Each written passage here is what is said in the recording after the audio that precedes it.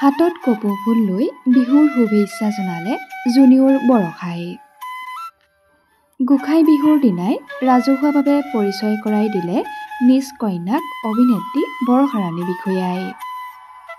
কন্যা আদিত্যৰ কেইখনমান মৰম লগা ফটো ছচিয়েল মিডিয়াত শ্বেয়াৰ কৰি ৰাজহুৱা কৰিলে অভিনেত্ৰী বৰষা ৰাণী বিষয়াই।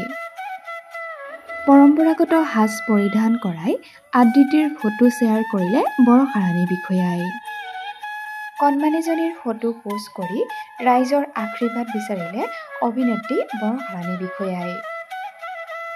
পৰম্পৰাগত সাজ পৰিধান কৰা কণমানি আদিত্যৰ ফটো দেখি আপ্লুত হৈ পৰিছে অনুৰাগীসকল। ইতিমধ্যে সকলোৱে মৰম যাচিছে কণমানি পৰীজনী। বৰষা ৰাণী বিষয়াই কণমানি পৰীজনীৰ সৈতে কটোৱা মধুৰ সময়বোৰ ছচিয়েল মিডিয়াত শ্বেয়াৰ কৰে যদিও কেতিয়াও কণমানিজনীৰ মুখ দেখুওৱা নাছিল।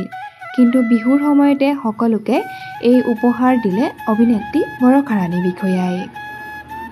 অসমবাসী ৰাইজে বৰষা ৰাণী বিষয়া মাতৃ হোৱাৰ খবৰটো পাই খুব আগ্ৰহেৰে ৰৈ আছিল কন্যাৰ মুখ চাবলৈ।